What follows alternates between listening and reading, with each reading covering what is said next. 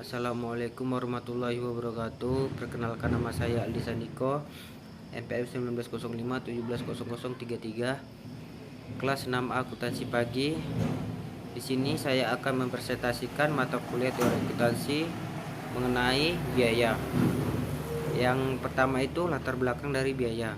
Setiap bidang kegiatan produksi pasti mempunyai tujuan yang ingin dicapai oleh perusahaan tersebut. Umumnya tujuan utama suatu perusahaan adalah mendapatkan laba atau keuntungan yang besar.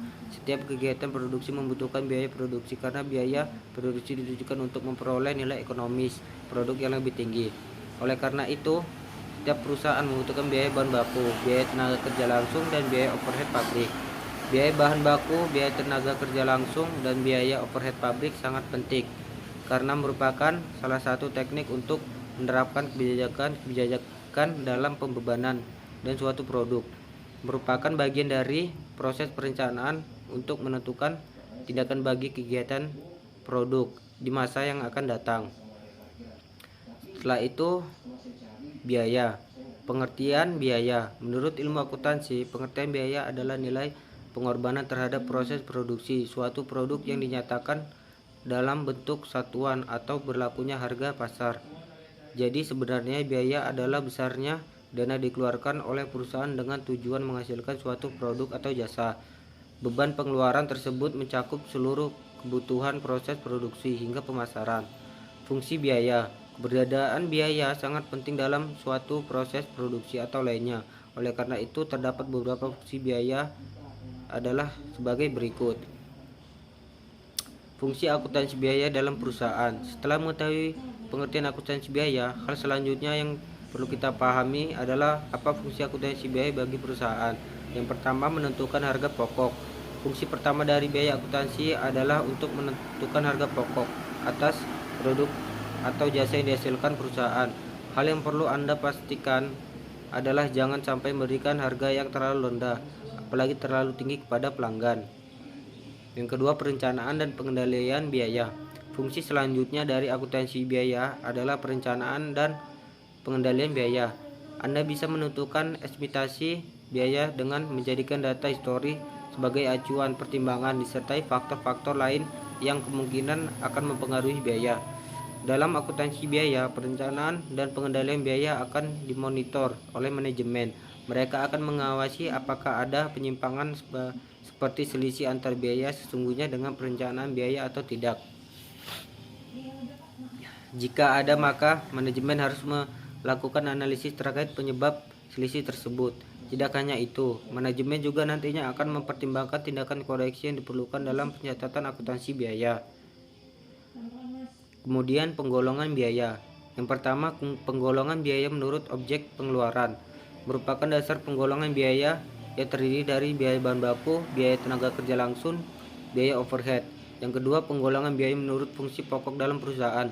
Biaya produksi merupakan biaya-biaya yang terjadi untuk mengelola bahan produk jadi yang siap untuk dijual.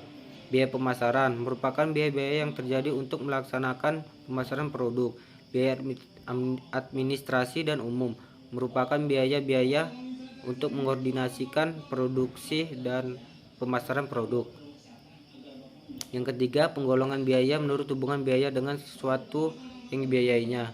Biaya langsung adalah biaya yang terjadi yang penyebab satu-satunya adalah karena adanya sesuatu yang dibiayainya. Jika sesuatu yang biayanya tersebut tidak ada, maka biaya langsung ini tidak akan terjadi. Biaya tidak langsung. Biaya tidak langsung adalah biaya yang terjadi tidak hanya disebabkan oleh sesuatu yang dibiayainya. Biaya tidak langsung dalam hubungannya dengan produksi disebut dengan istilah biaya produksi tidak langsung atau biaya overhead pabrik, factory overhead cost. Kemudian kelebihan dan kekurangan dari biaya.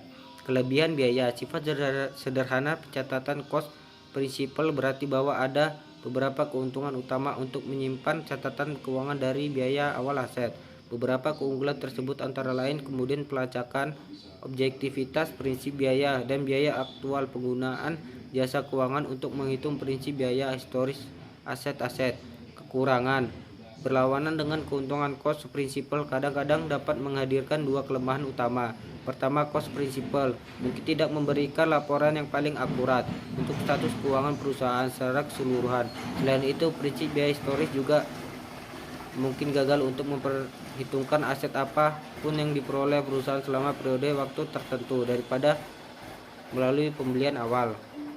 Setelah itu, kesimpulan dari materi ini, pengetahuan mengenai proses perhitungan biaya produk khususnya di perusahaan manufaktur. Pengetahuan ini akan bermanfaat bagi para mahasiswa saat memasuki dunia kerja, terutama apabila lapangan pekerjaan mereka berhubungan dengan industri manufaktur. Selain memberikan pengetahuan terkait perhitungan biaya produk, baik bagi perusahaan yang memakai job order costing maupun proses costing, mata kuliah ini juga memberikan pengetahuan mengenai aspek perencanaan dan pengendalian biaya produksi. Mungkin cukup sekian presentasi dari saya, kurang dan lebihnya saya mohon maaf. Wabillahi taufik wal hidayah. Wassalamualaikum warahmatullahi wabarakatuh.